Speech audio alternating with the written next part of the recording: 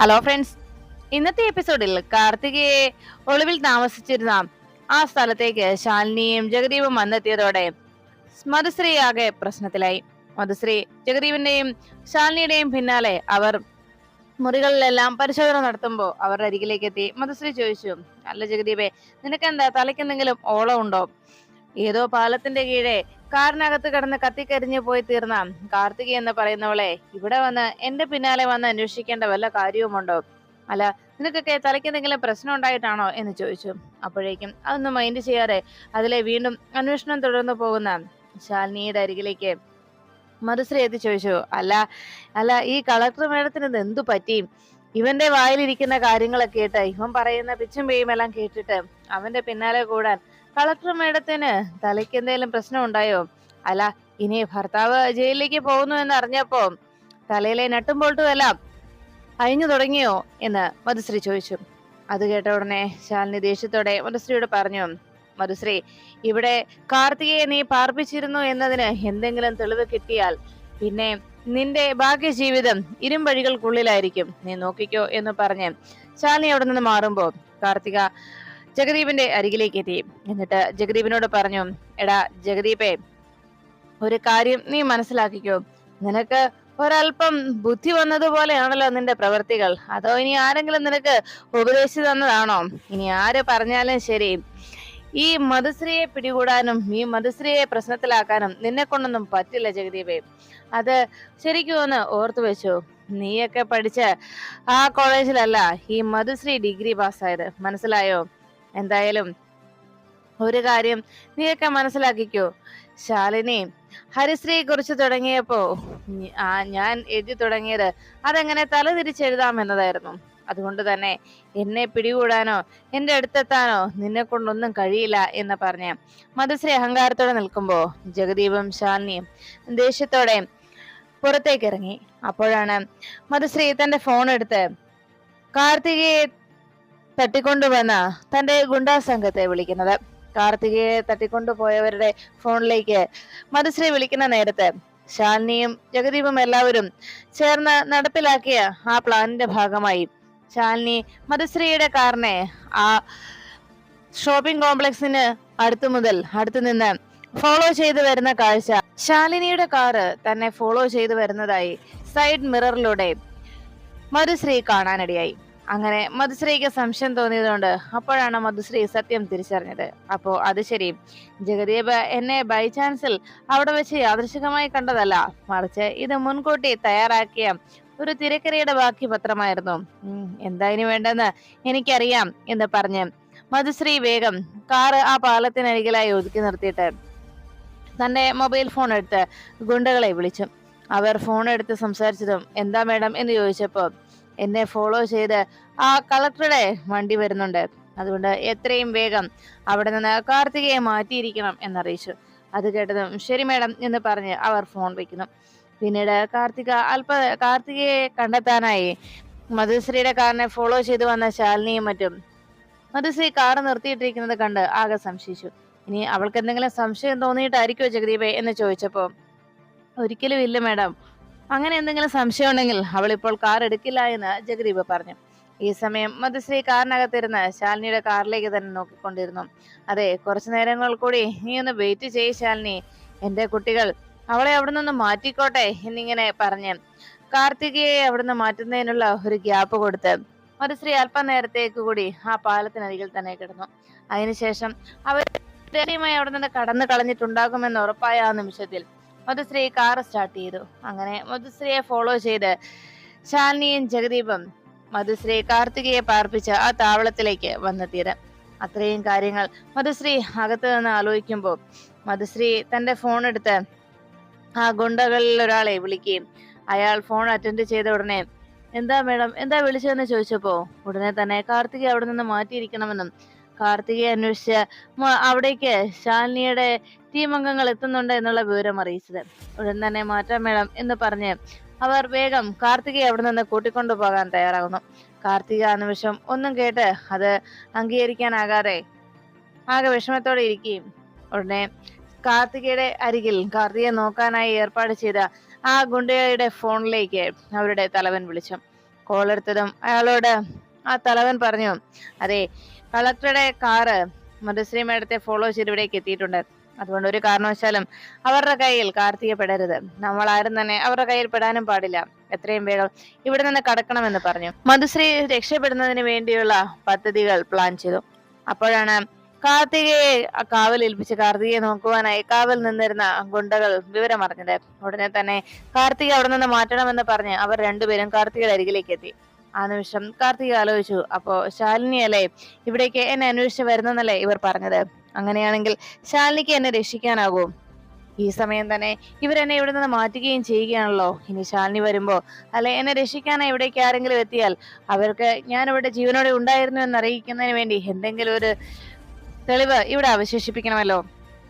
എന്തായാലും ഞാൻ മരിച്ചിട്ടില്ല എന്ന് അവർക്ക് ഉറപ്പ് വരുത്താനെങ്കിലും അത് ഉപകരിക്കുമെന്ന് കാർത്തിക ആലോചിച്ചു. എന്ത് ചെയ്യുന്ന ആലോചിച്ച് കാർത്തിക അങ്ങനെ ഇരുന്നതും ആ ഗുണ്ടകൾ വന്ന് കാർത്തികയുടെ കൈയിലെയും കാലിലെയും എല്ലാം ബന്ധനം അഴിച്ചു മാറ്റി. ഉടനെ കാർത്തിക ചോദിച്ചു, അല്ല ഇനിയിപ്പോ ഈ ഉടൻ തന്നെ ഇതിന്റെ എല്ലാം പണം തരണമെന്നാണോ എന്ന് ചോദിച്ചതും അതെ, ഉടനെ തന്നെ എനിക്ക് കിട്ടിയിരിക്കണം എന്ന് കാർത്തികയോട് മധുശ്രീയും അറിയിച്ചു. കാർത്തിക ആകെ ടെൻഷനായിട്ട് അങ്ങനെ കാർത്തിക ആ ചെയറിൽ തന്നെ ഇരിക്കുമ്പോ മധുശ്രീയുടെ കൂടെ ഉണ്ടായിരുന്ന മറ്റു ഗുണ്ടകളും അവര് എന്നേക്കുമായി അവിടുത്തെ ജോലി അവസാനിപ്പിച്ച അവസ്ഥയിലാണ് കാര്യങ്ങളെന്ന് അറിയിച്ചു. എല്ലാം കേട്ടതിന് ശേഷം ശാലിനി ആകെ വിഷമത നിൽക്കുമ്പോൾ മധുശ്രീ ചോദിച്ചു, എന്താ ശാലിനി? പുറത്തിറങ്ങി നിൽക്കുന്ന ശാലിനിയുടെ അരികിലേക്ക് മധുശ്രീ എത്തി. എന്തു പറ്റി? രണ്ടുപേരും കൂടി ഇവിടേക്ക് വന്നപ്പോ ഞാൻ കരുതിയത് എന്നെ അങ്ങ് മൂക്കിൽ വലിച്ച് കയറ്റുവന്നതായിരുന്നു.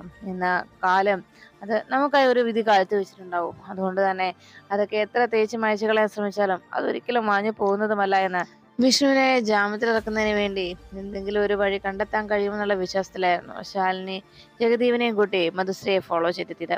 എന്നാൽ മധുശ്രീ വീണ്ടും ശാലിനിയെ പരിഹസിച്ചിട്ട് അവിടെ നിന്ന് മടങ്ങണം. അതിനുശേഷം ചന്ദ്രബോസ് വിഷ്ണുവിനെ കാണാനായി എത്തി. വിഷ്ണു തലകുമ്പിട്ട് അങ്ങനെ ഇരുന്ന് മയങ്ങുന്നത് കണ്ട് ചന്ദ്രബോസ് ആ സെല്ലിൽ അടിച്ചിട്ട് വിളിച്ചു. വിഷ്ണു ചന്ദ്രബോസ് വന്ന് വെല്ലുവിളിച്ചിട്ടും ഒന്നും മിണ്ടാതെ തന്റെ ബെഡിൽ തന്നെ കിടക്കുന്നതുകൊണ്ട് ചന്ദ്രബോസ് പറഞ്ഞു, ആഹാ, ഇതെന്താടാ, ഇവന്റെ നാവ് ഇറങ്ങി പോയിട്ടുണ്ടോ? അല്ലെങ്കിൽ ഇവന്റെ നാവിന് എന്തെങ്കിലും പറ്റിയോ? ഇവൻ യാതൊരു വെല്ലും ബ്രേക്കുമില്ലാതെ സംസാരിച്ചിരുന്നവനാണല്ലോ, പിന്നെ ഇപ്പോഴെന്താ ഇവനൊരു മിണ്ടാട്ടവും ഇല്ലാത്ത എന്നെല്ലാം ചന്ദ്രബോസ് കൂടെ ഉണ്ടായിരുന്ന കോൺസ്റ്റബിളിനോട് ചോദിച്ചു. എന്തായാലും താന്റെ കാര്യം അവന്റെ വായിൽ കുത്തി നോക്കിക്കേ, ഇനി എങ്ങനെ ഇറങ്ങിപ്പോയതാണോ എന്നറിയാവല്ലോ എന്ന് ചന്ദ്രബോസ് പറഞ്ഞു. അങ്ങനെ തന്നെ ചെയ്യാം സർ എന്ന് പറഞ്ഞ് അയാൾ അങ്ങനെ ഇരിക്കുമ്പോ അതെ, ഇവന്റെ മറ്റേവള് വലിയ കളക്ടർ ആയതുകൊണ്ടായിരിക്കും ഇവൻ ഇങ്ങനെയെല്ലാം കാണിച്ചു കൂട്ടുന്നതല്ലേ എന്നെല്ലാം ചന്ദ്രബോസ് ചോദിച്ചു. അത് കേട്ട് ഉടൻ തന്നെ ചന്ദ്രബോസിന്റെ ചോദ്യം കേട്ട് ശാലിനി ഉടനെ തന്നെ കാര്യങ്ങളെല്ലാം മനസ്സിലാക്കിയതുപോലെ വിഷ്ണു ചന്ദ്രബോസിനോട് പറഞ്ഞു, അതെ, നിന്റെ ഇത്തരം സംസാരത്തിനൊക്കെയുള്ള മറുപടി എന്റെ പക്കലുണ്ട് ബോസേ എന്ന് വിഷ്ണു പറയുമ്പോ ചന്ദ്രബോസ് പറഞ്ഞു, അതെ, നിന്റെ കളക്ടറമ്മയ്ക്കിട്ട് ഞാൻ പറഞ്ഞല്ലോ, കളക്ടറമ്മ ഇനിയും ഇത് തുടർന്നുകൊണ്ട് പോയാൽ അവർക്ക് കിട്ടുന്നത് മുട്ടൻ പണിയായിരിക്കും. നിന്റെ കളക്ടറമ്മയെ പേടിച്ചിട്ടൊന്നുമല്ല ഞാനിവിടെ പോലീസായി നിൽക്കുന്നത് എന്നൊക്കെ ചന്ദ്രബോസ് അറിയിച്ചു.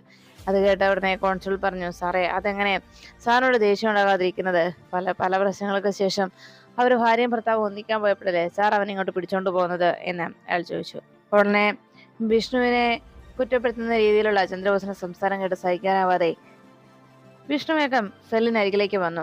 ബോസേ, അപ്പോഴേക്കും ചന്ദ്രബോസ് ദേഷ്യത്തോടെ വിഷ്ണുവിനെ നോക്കിട്ട് ചോദിച്ചു, എന്താടാ, ഇപ്പൊ നിനക്ക് അനുസരണ ഉണ്ടല്ലോ, ഞാൻ ഇത്രയും നേരം ഒരു ACP അല്ലടാ അവിടെ വന്ന് വിളിച്ചിട്ട്, എന്നിട്ട് നീ എന്താ ആ ബഹുമാനം കാണിക്കാതിരുന്നത് എന്ന് വിഷ്ണുവിനെ ചോദ്യം ചെയ്തു. അത് കേട്ടതും ചന്ദ്രബോസ് പറഞ്ഞു, എടാ, നീ പറഞ്ഞ ശരി തന്നെയാണ്, നിനക്കുള്ള പണി തന്നെയാണ് ഞാൻ ഇവിടെ റെഡിയാക്കിക്കൊണ്ടിരുന്നത്.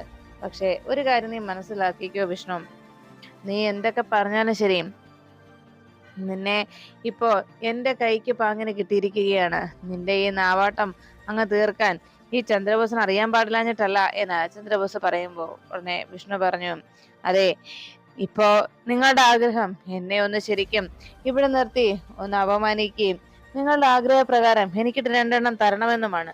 പക്ഷേ ഒരു കാര്യം ബോസേ, നീ മനസ്സിലാക്കണം, നമ്മൾ ആഗ്രഹിക്കുന്നത് പോലെ എല്ലാ കാര്യങ്ങളും നടന്നിരുന്നെങ്കിൽ എന്താകുമായിരുന്നു ഈ ലോകം. അതുകൊണ്ട് തന്നെ ചിലപ്പോ നമ്മൾ ആഗ്രഹിക്കുന്നതൊക്കെ അതേപടി നടന്നെന്ന് വരില്ല ബോസേ എന്ന് ചന്ദ്രബോസിനോട് വിഷ്ണു അറിയിച്ചു. ഇത് കേട്ട് ചന്ദ്രബോസ് പുഞ്ചിരിയോടെ വിഷ്ണുവിനെ നോക്കി. അപ്പോഴേക്കും വിഷ്ണു പറഞ്ഞു, അതെ, ഒരു കാര്യം നീ മനസ്സിലാക്കിയോ ബോസെ, വേറൊന്നുമല്ല, എനിക്ക് ഇപ്പോ നിന്നോട് ഏറ്റുമുട്ടുന്ന യാതൊരു പ്രശ്നവുമില്ല എന്ന് പറഞ്ഞപ്പോ ചന്ദ്രബോസ് ചോദിച്ചു, അത് ശരി, അത്രയ്ക്കായോ? എന്നാ എടോ കോൺസ്റ്റബിളെ, താൻ ആ വാതിൽ നിന്ന് തുറന്നേ. എന്താ അവൻ എന്നെ ചെയ്യാൻ പോകുന്നതെന്ന് എനിക്കൊന്ന് അറിയണല്ലോ. അവന്റെ കളക്ടർ കളക്ടർ കൊച്ചമ്മയെ കണ്ടിട്ടാണ് അവൻ ഈ അഹങ്കാരം കാട്ടുന്നതെങ്കിൽ അതിനുള്ള ശിക്ഷ നമുക്ക് കൊടുത്തല്ലേ പറ്റൂ എന്ന് ചന്ദ്രബോസ് അറിയിച്ചു. അത് കേട്ട് ചിരിച്ചുകൊണ്ട് കോൺസ്റ്റബിൾ വിഷ്ണുവിനെ ആ സെല്ലിൽ നിന്ന് പുറത്തേക്ക് ആക്കുന്നു. വിഷ്ണുവിനെ അരികിലേക്ക് കിട്ടിയതും ചന്ദ്രബോസ് വിഷ്ണുവിന്റെ കൊളറി പിടിച്ചിട്ട് പറഞ്ഞു, എന്താടാ എന്താടാ നിന്റെ ഇത്രയൊക്കെ സംഭവിച്ചിട്ടും നിന്റെ ശൗര്യം അങ്ങ് ഒടിഞ്ഞില്ലേ, തീർന്നില്ലേടാ എന്ന് ചോദിച്ചു. ചന്ദ്രബോസ് അപ്പോഴേക്കും ചോദിക്കുന്നത് കേട്ട് വിഷ്ണു പറഞ്ഞു, അതെ, നിങ്ങൾ പറഞ്ഞ പോലെ നാവ് പിഴുതെടുക്കാനായിട്ട് ഞാൻ അടുത്ത് വന്ന് നിന്ന് തന്നതല്ലേ. പിന്നെ എന്റെ ഇഷ്ടങ്ങൾ, ആരെ കാണണമാരുടെ അടുത്ത് എപ്പോ പോണം എന്നൊക്കെയുള്ള കാര്യങ്ങൾ, അതെന്റെ ഇഷ്ടങ്ങളാണ്. അതിന് ആരും ചോദ്യം ചെയ്യാൻ വരേണ്ടതില്ല എന്ന് പറഞ്ഞു. ഇതെല്ലാം കേട്ട് കഴിയുമ്പോൾ ചന്ദ്രബോസിനോട് ഇങ്ങനെയെല്ലാം പറയുന്നത് കേട്ട് ചന്ദ്രബോസ് ഉടനെ തന്നെ വിഷ്ണുവിനോട് പറഞ്ഞു, അതെ, ഇപ്പോ നടന്ന സംഭവങ്ങളൊക്കെ എല്ലാം എനിക്ക് മനസ്സിലാവുന്നുണ്ട്. ഒരു കാര്യം മാത്രം എനിക്ക് അറിഞ്ഞാൽ കൊള്ളാവുന്നുണ്ട്. ചന്ദ്രബോസ് ഉടനെ തന്നെ വിഷ്ണുവിനെ നോക്കി. എന്താ എന്താ വിഷ്ണു, ഞാൻ പറഞ്ഞത് നിനക്ക് മനസ്സിലായോ എന്ന് ചോദിച്ചപ്പോ ചന്ദ്രബോസിനെ നോക്കി പുഞ്ചിരിച്ചുകൊണ്ട് വിഷ്ണു പറഞ്ഞു, അതെ, ബോസിന്റെ ആഗ്രഹമൊക്കെ എനിക്ക് മനസ്സിലായി. പക്ഷേ തന്റെ ഇഷ്ടത്തിന് എനിക്കിപ്പോ നിന്ന് തരാൻ കഴിഞ്ഞെന്ന് വരില്ലല്ലോ ബോസെ. എന്തായാലും താൻ ചെയ്ത് കൂട്ടുന്നതിനൊക്കെ കൃത്യമായ കണക്കുകൾ എന്റെ പക്കലുണ്ടെന്ന് ഞാൻ പറഞ്ഞിരുന്നല്ലോ. അതെന്തായാലും തീർത്തു തന്നെ ഞാൻ പോവുകയുള്ളൂ എന്ന് അറിയിച്ചപ്പോ ചന്ദ്രബോസ് ചോദിച്ചു, എന്താടാ ചെറുക്ക, നിനക്ക് ജീവിക്കണം എന്നൊന്നുമില്ലേ? ഉടനെ വിഷ്ണു കൈ നന്നായിട്ടൊന്ന് ഞെരിച്ചമർത്തിയിട്ട് പറഞ്ഞു, എന്നെ ജീവിക്കാൻ അതിനനുവദിക്കുന്നില്ലല്ലോ എന്ന് വിഷ്ണു ചോദിച്ചു. ഉടനെ ചന്ദ്രബോസ് പറഞ്ഞു, നിനക്കുള്ളത് ഞാൻ തരാമടാ എന്ന് പറഞ്ഞപ്പോ പെട്ടെന്ന് ചന്ദ്രബോസിന് ആകെ ടെൻഷനായി. ഇനി എന്താ ചെയ്യുക? എല്ലാം ഇത്രയൊക്കെ ആയിട്ടും അവനെ ഒന്ന് പെരുമാറാൻ പോലും തന്റെ കയ്യിൽ കിട്ടാത്തതിന് നിരാശയായിരുന്നു ചന്ദ്രബോസിന്റെ മുഖത്ത്. അപ്പോഴേക്കും വിഷ്ണു പറഞ്ഞു, അതെ ബോസ് സാറേ, ഇനി അഥവാ എനിക്ക് മരണം സംഭവിച്ചില്ല എന്നിരിക്കട്ടെ, ഞാൻ അത്രമേൽ സ്നേഹിച്ച ആ മനുഷ്യനെ കുറിച്ച് മാത്രമായിരിക്കും എൻ്റെ മനസ്സിലുള്ള ചിന്തകളും ഓർമ്മകളും. അതുമാത്രമേ എൻ്റെ മനസ്സിലും പതിയൂ എന്ന് ചന്ദ്രബോസിനോട് വിഷ്ണുവും അറിയിച്ചു. അങ്ങനെ വിഷ്ണു ചന്ദ്രബോസിനോട് സംസാരിച്ചു കേൾക്കുമ്പോൾ ശാലിനി വേഗം ജഗദീപിനെയും കൂട്ടി അവിടുന്ന് മടങ്ങുന്നത്. കാർത്തിക ശാലിനി അവിടെയൊക്കെ തന്നെ അന്വേഷിച്ചെത്തുമ്പോൾ തന്നെ കണ്ടെത്തുന്നതിന് വേണ്ടി എന്തെങ്കിലും ഒരു അടയാളം താൻ ജീവനോടെ ഉണ്ടായിരുന്നു എന്ന് തെളിയിക്കുന്ന എന്തെങ്കിലും ഒരു അടയാളം അവിടെ അവശേഷിപ്പിക്കണമെന്ന് കാർത്തിക തീരുമാനിച്ചത് കൊണ്ട് മധുശ്രീ ആ ഗോഡൌണിൽ നിന്ന് പോയി കഴിഞ്ഞപ്പോൾ ശാലിനിയും അരികിലുണ്ടായിരുന്ന ജഗദീപിനോട് പറഞ്ഞു, എന്തായാലും അവിടെ എന്തൊക്കെയോ അസ്വാഭാവികത ഉണ്ടായിരുന്നു, അതുകൊണ്ട് അതെന്താണെന്ന് അറിയാനായിട്ട് തൽക്കാലം നമുക്കൊന്ന് പോയി നോക്കാം എന്ന് വിഷ്ണു അവിടെ ഉണ്ടായ കാർത്തിയെ എങ്ങോട്ട് മാറ്റിയെന്നതിനെ കുറിച്ച് എന്തെങ്കിലും ഒരു തെളിവ് ദൈവം അവശേഷിപ്പിച്ചിട്ടുണ്ടെങ്കിലോ എന്ന് പറഞ്ഞപ്പോൾ ജഗദീപ് പറഞ്ഞു, അതെ, നമ്മളുടെ പറയാറുണ്ടല്ലോ, വലിയ വലിയ സിനിമകളിലൊക്കെ പലപ്പോഴും പറയാറുണ്ട്, ഒരു തെളിവുകൾ, ദൈവത്തിന്റെ കയ്യൊപ്പുള്ള ഒരു തെളിവ് എവിടെയെങ്കിലും അവശേഷിച്ചിട്ടുണ്ടാകുമെന്ന്. എത്ര വലിയ വിദഗ്ധനായ കുറ്റവാളിയാണെങ്കിൽ പോലും അവന്റെ ആ തെറ്റിന്റെ കൃത്യമായിട്ടുള്ള തെളിവ് ദൈവം മാറ്റിവെച്ചിട്ടുണ്ടാവുമെന്നുള്ളത് അത് തന്നെയാണ് ഇവിടെ സംഭവിച്ചത് എന്ന് ശാലിനി എല്ലാവരോടും പറയുമ്പോൾ ശാലിനിയുടെ വാക്കുകൾ കേട്ട് സന്തോഷത്തോടെ ഇരിക്കുന്ന നേരത്ത് ഇനിയും ബാക്കി കാര്യങ്ങൾ ചെയ്തു തീർക്കാൻ ധാരാളമാണല്ലോ എന്ന് ശാലിനിയോട് ഓരോരുത്തരുമായി അന്വേഷിക്കുന്നു. ശാലിനി അതെല്ലാം കേട്ട് വളരെ പുഞ്ചിരിയോടെ നോക്കുന്നു. അപ്പോഴേക്കും വിഷ്ണുവിനെ കോടതിയിലേക്ക് കൊണ്ടുപോകാനുള്ള സമയമായെന്നും ഇനി പ്രതിയുടെ ദേഹത്തോ മറ്റോ ഒക്കെ മുറിപ്പാടുകളോ ചതവോ എന്തെങ്കിലും കോടതി കണ്ടാൽ അത് മറ്റൊരു കേസിലായി മാറുമെന്ന്